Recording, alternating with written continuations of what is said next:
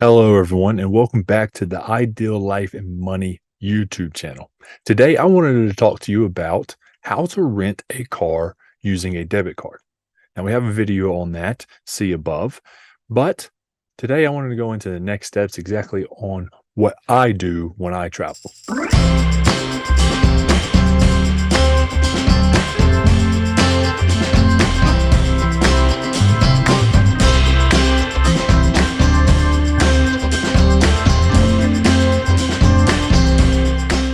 The easiest way that I have found to use a debit card when trying to rent a car anywhere I go has been Turo.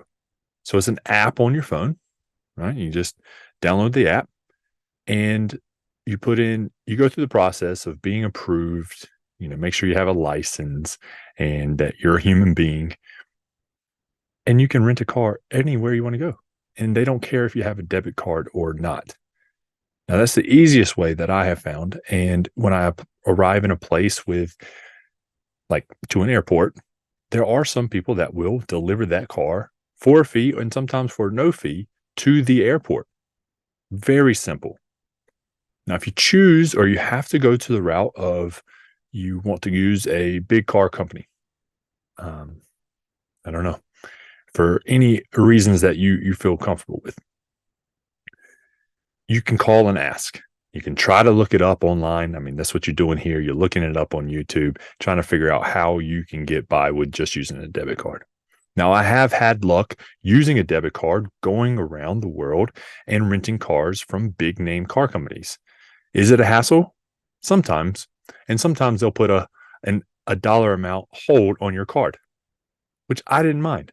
Now it could be a couple $100 and it could be up to $1,000 depending on how long you have the car. Now for me, that's not a big deal. For you, maybe you don't have an extra $1,000 to be put on a hold on the card for a couple weeks or however long it takes to get that money back. They're just there to do their job as a business to make sure that you don't steal or damage the car and that they can get their money. That's all it is. It's just a business. Don't have to always get mad. Believe me, I know because I used to be that person.